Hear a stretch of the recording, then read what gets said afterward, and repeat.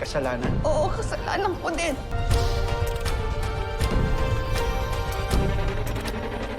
Present ng bagong chef ni Sandra ang mga bagong menu nila para sa restaurant niya.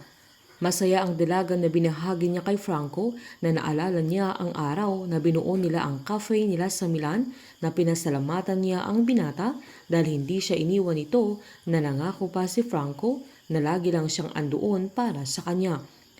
Sakto namang dumating si Christina sa sandaling yan dahil siya ang titikim sa mga bagong menu ni Sandra. Nang lumabas na si Christina dahil sa may meeting ito ay saktong dumating naman si Luz na agad niyang tinanong kung ano ang sadya niya doon. Giniit naman niyang gusto niyang makausap si Sandra, sabay sinabi nitong mabutit nakita niya doon si Christina dahil sa pangmamaliit niya kay Jerry dahil hindi sila manghuhut-hut na napangiti naman si Christina. Dahil dito ay nainis si Luz at sinabihan niyang wala silang pinagkaiba ni Lily na kinagalit ni Christina lalo't patay na ang matanda na wag na niyang idamay na agad namang sinabi ni Luz na wag din nilang idamay si Jerry dahil kung anuman ang problema nila Rose at Sandra ay labas na sila Jerry at Gwen sa bagay niyon. Sakto namang lumabas si Sandra kaya sinabi niyang hindi labas si Jerry dahil lahat sila ay nanloko sa kanya na sinundan ni Christina na alam nilang lahat na gusto nila ay makinabang sa kanilang yaman ng kanilang pamilya. Dahil dito ay sinabihan ni Luz ang dalaga na alam niyang hindi kasing kitid ng utak ni Christina ang utak ni Sandra na mas kinagalit ni Christina.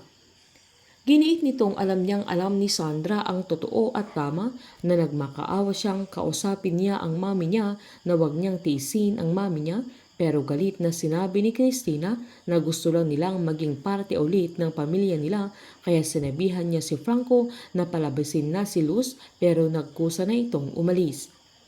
Habang si Franco naman ay desidido ng idiin si Ren sa pagkamatay ni Lily na giniit pa ni Sandra na kailangan ay silang lahat ay magdusa. Magiging kalbaryo na ang buhay ni Renz na nagawa din niyang suntukin ng isang nurse sa hospital na pinagtatrabahuan niya.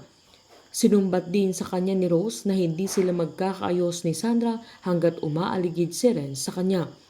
Nagmakaawa naman si Renz na bigyan siya ni Rose ng isa pang pagkakataon kagaya ng binigay ni Sandra sa kanya at meron pa siyang pagkakataon upang maging mabuti ang relasyon nilang mag-ina. Sinumbat naman ni Rose na sinira ng binata ang magandang samahan nila ni Sandra. Dahil dito ay nagdrama si Renz at sinabing siya lang ba ang may kasalanan kaya napaiyak si Rose at inaming may kasalanan din siya na dahilan na niyakap na naman siya ni Renz.